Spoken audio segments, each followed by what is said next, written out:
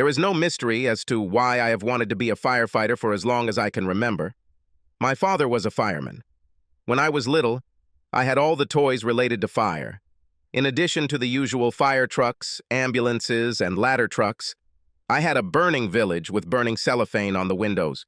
Over the years, I have probably saved 100,000 people, mostly women and girls. I didn't want any other toys for Christmas or birthdays. The only exception was stuffed animals. I had 7 Dalmatians of different sizes. I have a whole collection of firefighting gear in my closet from size 3 and up. My name is Butch Davis. I didn't take on the last name Butch until it was passed on to me when my father died. I was 12 then. He ran into a burning factory where dozens of people were trapped. After rescuing more than 10 workers, the ceiling collapsed on him and 3 others. We were told that the end was quick and he did not suffer much. I hope that was the case. One of the local fire stations is named in his honor. Losing my father left me with a variety of painful emotions, but one thing surprised me the most: anger. I was angry at fire. I felt like the fire was deliberately challenging me to do something to take my father. I had nightmares about a flaming figure laughing at me while I sprayed it with a huge fire hose. My spraying has always been ineffective. Each time I woke up with the firm intention of taking revenge. I spent all of high school preparing for my future calling by studying science, staying in shape, and spending time in the fire department. My mother begged me to develop other interests, including girls. I gave up and dated a few girls. Nothing serious happened until I met Jennifer. We found a common language from the very beginning: attractive, caring, and she loved me. She seemed to like my single-minded desire to serve the community and, of course, later took advantage of my toned body. After spending most of the last 2 years in school together, we decided to get married. She got a job as an accountant after doing well in an accounting course in high school. I applied to be a firefighter. We had a garage apartment in my mother's house. I was accepted into the fire service and began training almost immediately. Jennifer was proud to see me in my first real firefighter costume. At first, when I started working regular shifts, Jennifer didn't complain. Going into our marriage, she knew that I would work strange shifts. We enjoyed each other no matter what time of day my schedule allowed me to be home. In a few years, with normal salary increases and promotions, we could afford to move into a small starter home. More importantly, Jennifer stopped taking the pills. 10 months later, we were blessed with the most beautiful baby girl in the world. We named her Virginia Louise, after her 2 grandmothers. Now, there were 2 loves in my life. Jennifer's views on our marriage began to change after the birth of our child. First, although she had a normal pregnancy, Jennifer said she didn't want to go through that again. She pressured me to have a vasectomy because taking the pill was making it difficult for her to maintain her ideal weight, and condoms were reducing her pleasure. We could always adopt a child if we wanted more children.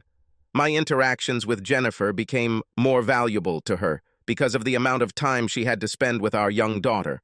She needed my help with the baby, but she also didn't want to waste time with me. I also began to hear more and more that she was worried that I might get hurt or killed on the job, leaving her alone to care for Virginia. I brushed off her concerns. For as long as she knew me, she knew I was going to be a firefighter. She had to adjust. My disrespect for her concerns was a big mistake on my part. A couple of years later, I went to cross-train as an emergency physician. For 2 weeks, I regularly spent evenings at home. Jennifer was delighted.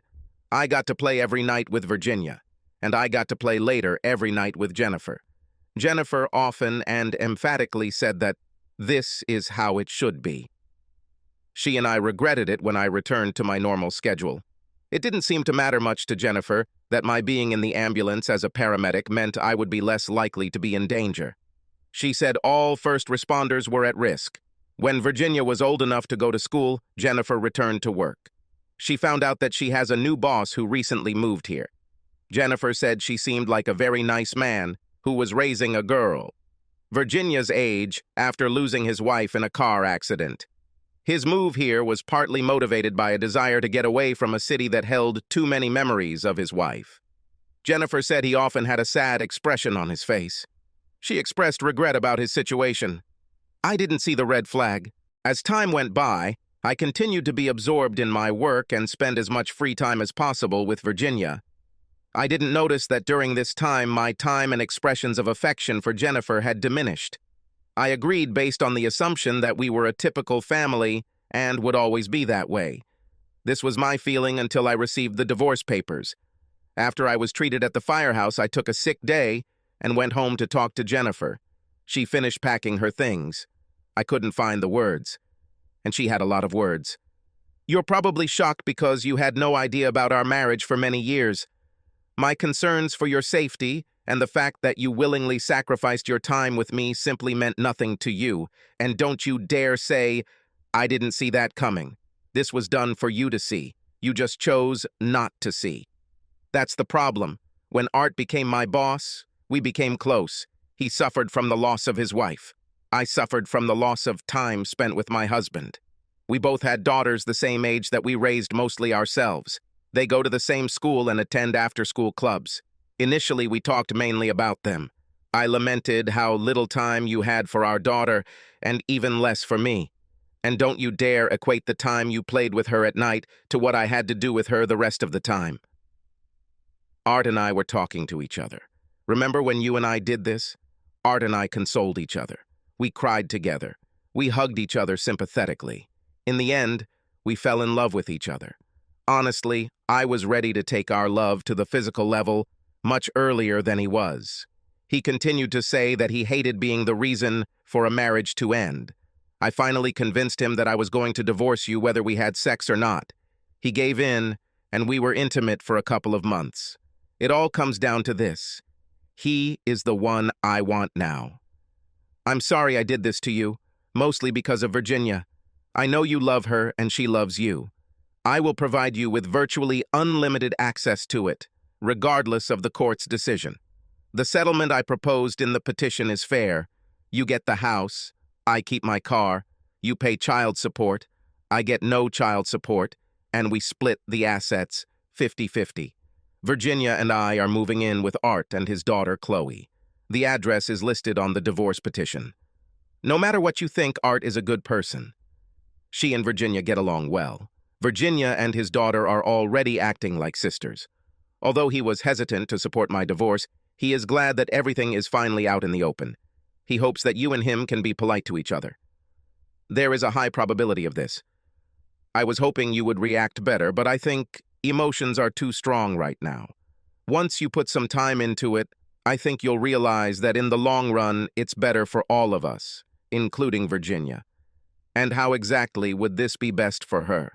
She will still have you as her father, and she will have a father figure who is actually present for important events in her life. Damn it, Butch. She deserves more than you can give her. Can't you see it? I think no. Let me know when you want to see Virginia. She's already aware of what we're doing. Please understand the stress she is under, and try not to make things worse. Jennifer headed towards the door. Are you pulling a divorce petition out of your ass and telling me not to stress her out? Of all. Goodbye, Butch. Jennifer left.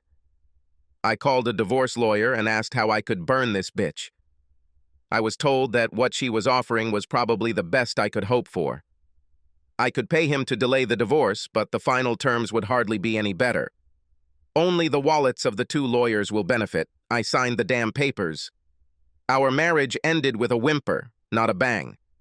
I developed a relationship with bourbon until my boss told me it was either the booze or my job, not both. I quit drinking. What I haven't given up is causing pain or plotting revenge.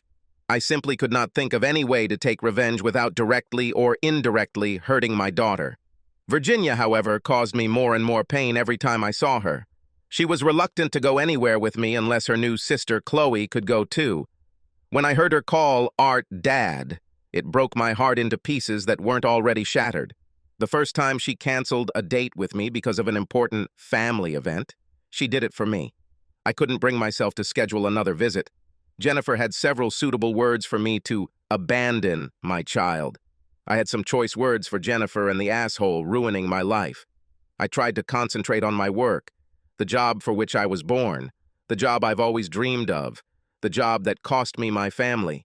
In fact, I can't blame the work as much as I blame the fact that I let it consume me. I readily admit my guilt in this. As dedicated as I am to my duty, to be honest, most of my work was boring. I usually drove the ambulance. They made me work as a firefighter a few times.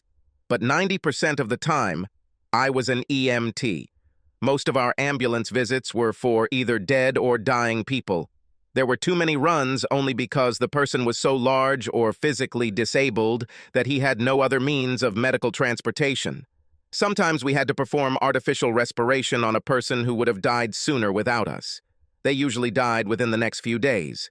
Then there were dehydrated people who were injected with saline. We were rarely called to fires, and even more rarely were we treating people for scrapes, cuts, or smoke inhalation. Like I said, boring, that is, until the alarm rang and I ran to the ambulance. When I got on the road, I found out the address of Virginia's after-school club. Shit. My daughter would have been there at that time. I put the pedal to the floor. I rammed a couple of cars that just had to try to get through the intersection before the ambulance arrived. Sue me, idiots. I made my way through the traffic and rode the last turn on two wheels. The sight I saw shocked me to the core. Flames were shooting out of several windows of the Circle building. I parked the ambulance and ran up to a group of children and a teacher I knew. "Where is Virginia?" "She and several other people are still inside. Please help them." She didn't even have time to finish her sentence before I was already on the move. I ran through the open door, unsure of what I would encounter. Flames burst around the doorframe and burned me. I'm not sure how I broke down the classroom door, but I did. The teacher was lying on the floor. I told her to let the kids crawl out the door. She and the children headed toward the exit when I heard, "Dad! Dad! Help me!" It was Virginia. A bookshelf fell on her. I picked it up as if it were made of paper. He grabbed his daughter and dragged her outside. I grabbed her under my arm and ran, on my knees, to the door, trying not to inhale the smoke. When we got to the front door, the teacher and other children were still there. The flames around the door prevented them from leaving. Remembering what I saw when I walked in, I knew I just had to show them out the door. They were too scared by the flames to try to get out. There was no time to convince them to just rush through it. First, I threw the teacher out, and then I started throwing the kids out the door, hoping the teacher or someone else would be there to get them away from the building. Virginia and I were last, and my ass was literally on fire. Once outside, I sat on my butt and breathed in the fresh air. I felt great. This is what I trained for. This is something I practiced with my toys as a child. It was... Virginia interrupted my self-praise. "Dad, Chloe is still there. Oh, please, dear Lord, let her be wrong." I looked at the teacher who was examining the rescued children. She looked at me with great fear and screamed. "She went to the toilet before the fire broke out." I immediately prayed, "Dad, I'm coming. Either help me get through this or prepare a place for me. If I die, I'll be there for dinner." Before I could move forward, my boss grabbed me. "Damn it, Butch, I order you not to go back there. You'll just kill yourself. Can you hear me?" I sank sharply, as if submitting to him, resigning myself to the facts. Then I turned around and punched the boss. He fell. I put on his fire jacket, helmet, and oxygen supply. I ran towards the door, which was now completely engulfed in flames. I was wearing only regular trousers and shoes. As a result, my left leg and foot were burned upon entering the building. I could tell I howled from the pain and the sickening smell of burning flesh. I soon realized that I was not getting enough oxygen. The plastic tubes leading from the mask to the oxygen tank melted. I took off my mask and it felt like I was breathing fire. I strained my memory to remember the location of the toilet. Somehow I ignored the flames, opened the toilet door, and immediately closed it back. The toilet gave me a short respite. Chloe was lying on the floor, unconscious, but breathing. I took one of the towels from the toilet and threw it into the sink, trying to wet as much as possible. After wrapping Chloe, especially her head, in a towel, I took her under my right arm and tried to direct Walter Payton's tackle breaker to score a touchdown. The flames acted like midfielders in waiting. Holding the falling hot debris with my left hand, I shouted, "Fuck you, fire. It belongs to me." Somehow, and I really don't know how, I managed to get out before I lost consciousness. I had a dream. My face was a piece of fat sizzling in the pan, and I couldn't get it off. I shuddered and woke up. "Doctor, he woke up!" The voice was familiar. I opened my eyes. It was my ex-wife, Jennifer. Medical personnel came running. The nurse asked, "Mr. Davis, can you hear me?" I motioned for the nurse to come closer. I whispered as loud as I could, "Get that bitch out of here, or I'll sue you for $1 million." It wasn't what the nurse expected to hear, but a crying Jennifer was taken out. I gave the order that I did not want to see anyone except my fire brigade. I wanted to see Virginia, but I didn't want her to see me, not in the same shape as I was then. I was surprisingly happy for two main reasons.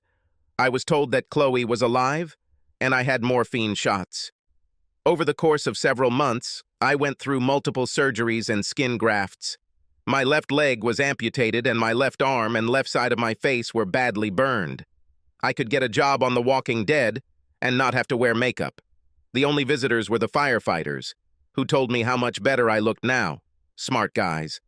I love them all. The city insurance company paid all my medical and rehabilitation bills. I was given awards for my bravery, but the best reward I received was from Virginia and Chloe.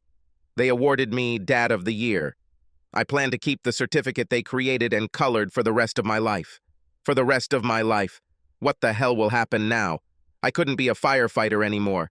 Too much damage due to an amputated left leg and a handicapped left arm. I was given a part-time job as a dispatcher at EOC to help supplement my disability payments. This made me happy. I managed to keep Jennifer and Art away from me. I have rejected all verbal and written attempts to contact me. To hell with them, their thanks, and apologies. I didn't do it for them. However, they managed to indirectly convey some surprising information to me. One of the firefighters who arrived told me, "Dude, you won't believe this. The bastard who stole your wife and whose daughter you saved just joined the fire department. You could have told me that the entire media had gone pro-Trump, and I would have believed it sooner than what I just heard. I should have asked for more information." Yeah.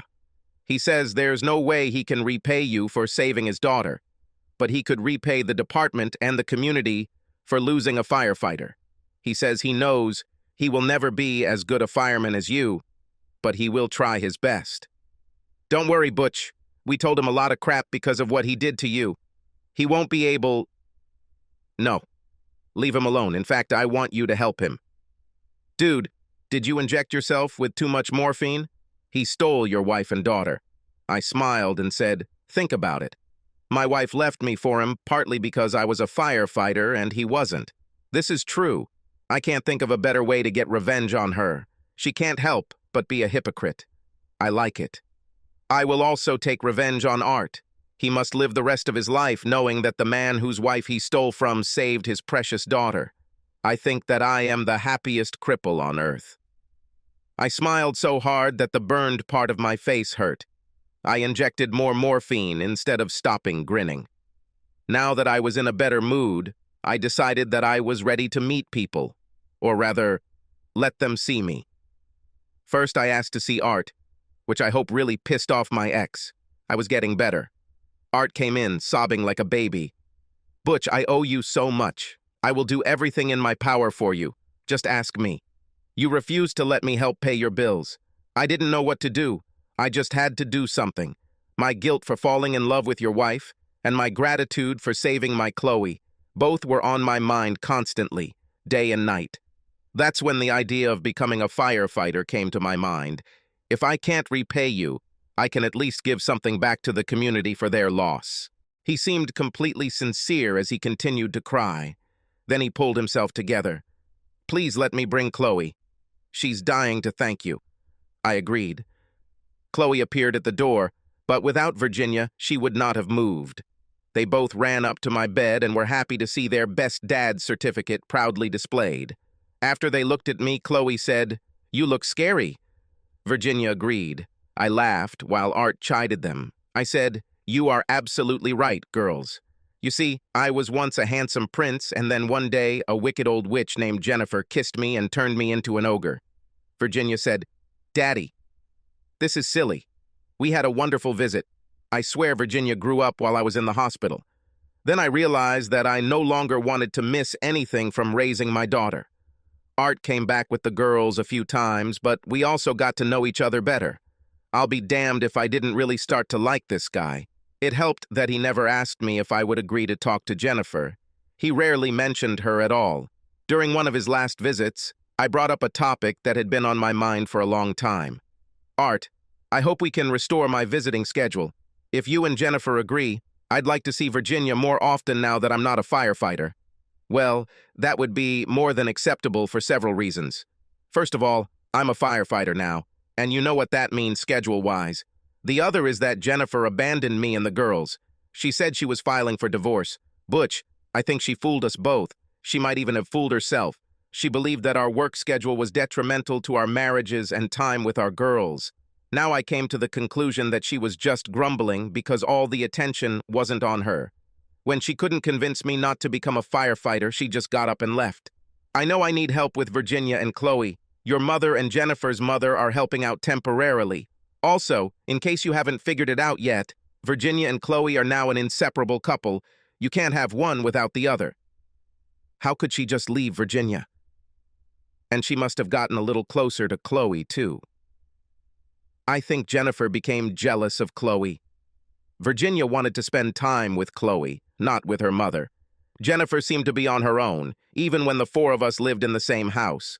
Her last comment after telling me she didn't want custody was, "Girls seem to prefer their dads anyway. Well, they can have both of you." Damn, Art, you are right. She was even more spoiled than I thought. Art burst into tears again.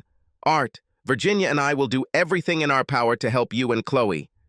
Time has passed. Virginia and Chloe are about to graduate from high school and go to college.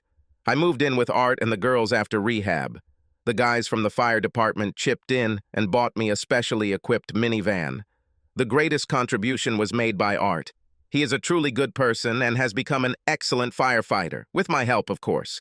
We gave up parenting and household responsibilities. As you can imagine, given my limitations, it takes me longer to get my part done. Luckily, we found a couple of ladies who can handle the problems our girls' only daughters faced. They also satisfy the sexual needs that Art and I had. I am in the process of moving back into my old rental home. Art and I will probably have new roommates once the girls get to college. I believe we will meet often. Unfortunately, I try to fit everything I can into as little time as possible. The consequences of the fire included burns to the esophagus and lungs as a result of inhalation of fire and smoke. I was given 6 months or so to live. I didn't tell anyone. I don't want anyone to know until I can't hide it anymore. Jennifer's mom still sees Virginia and Chloe often. She keeps us updated on Jennifer's developments. The last thing she said was that Jennifer had another child, but she divorced his father. It seems he cheated on her. I tried to be sympathetic. Well, maybe not very much. From my point of view, my salvation in the circle allowed me to take revenge on Jennifer and Art for over 10 years. I'll have to settle for this. Damn fire managed to ruin my revenge on him. Well, 2 out of 3 isn't bad. Sorry, Dad. We'll talk soon. Thanks for hanging out and listening. If you liked the story, hit that subscribe button and give us a thumbs up. Make sure to check out our other wild tales right here on the end screen. Catch you in the next story.